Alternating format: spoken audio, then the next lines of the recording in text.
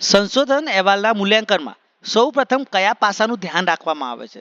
અહેવાલની રચના. સંશોધન અહેવાલનું મૂલ્યાંકન કરવા માટે કઈ બાબત અગત્યની નથી? Typing font. સંશોધન અહેવાલની વિશ્વસનીયતા ચકાસવા માટે કઈ બાબત મહત્વપૂર્ણ છે? હવાલાની પ્રામાણિકતા. સંશોધન અહેવાલના મૂલ્યાંકનમાં સમીક્ષાત્મક અભિગમ કઈ બાબત માટે ઉપયોગી છે? દલીલની તાકાત ચકાસવા માટે. સંશોધન અહેવાલના મૂલ્યાંકનમાં સંદર્ભ ગ્રંથ સૂચિ શું દર્શાવે છે? સંશોધનની પ્રામાણિકતા. સંશોધન અહેવાલનું મૂલ્યાંકન કરતી વખતે પદ્ધતિની ચકાસણી શાના માટે થાય છે? સંશોધન યોગ્ય રીતે થયું છે કે નહીં તે જાણવા માટે. અહેવાલના ડેટા વિશ્લેષણનું મૂલ્યાંકન કઈ બાબત માટે થાય છે? સચ્ચાઈ અને તર્કબદ્ધતા. નિષ્કર્ષોનું મૂલ્યાંકન કરતી વખતે શું જોવું જોઈએ? પરિણામો ડેટા સાથે મેળ ખાતા છે કે નહીં? સંશોધન અહેવાલનું મૂલ્યાંકન કયા સ્તરે થાય છે? ઉપરના બધા, એટલે કે પ્રાથમિક, સમીક્ષા અને પ્રકાશન. સંશોધન અહેવાલમાં શીર્ષકનું મૂલ્યાંકન શાના માટે જરૂરી છે? તે ટૂંકું અને સ્પષ્ટ હોવું જોઈએ. સંશોધન અહેવાલના મૂલ્યાંકનમાં પરિચય વિભાગમાં શું જોવામાં આવે છે? સંશોધનનો હેતુ. સંશોધન અહેવાલના મૂલ્યાંકન માટે કઈ બાબત જરૂરી છે? તાર્કિકતા.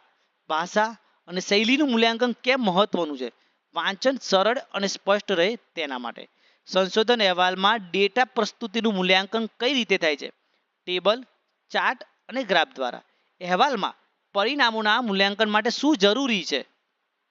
તેઓ હાઇપોથિસિસ સાથે મેળ ખાતા હોવા જોઈએ. સંશોધન અહેવાલના મૂલ્યાંકનમાં અસલિયત કેમ મહત્વપૂર્ણ છે? નકલથી બચવા માટે. અહેવાલમાં ચર્ચા વિભાગનું મૂલ્યાંકન શાના માટે થાય છે? ડેટા યોગ્ય રીતે વ્યાખ્યાયિત થયો છે કે નહીં તે જાણવા માટે. સંશોધન અહેવાલમાં હાઇપોથિસિસનું મૂલ્યાંકન કઈ બાબત માટે છે? તે સ્પષ્ટ અને પરીક્ષણ યોગ્ય છે કે નહીં? સંશોધન અહેવાલના મૂલ્યાંકનમાં ટાઈમ ફ્રેમ કઈ બાબત માટે છે?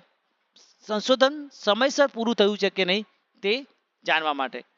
અહેવાલના સંરચનાત્મક એકરૂપતાનું મૂલ્યાંકન શાના માટે થાય છે? અહેવાલમાં સદ્રશતા રહે તેના માટે. સંશોધન અહેવાલનું મૂલ્યાંકન કરવા માટે કોણ જવાબદાર છે? ઉપરના બધા, એટલે કે સંશોધક પોતે, માર્ગદર્શક અને સમીક્ષક.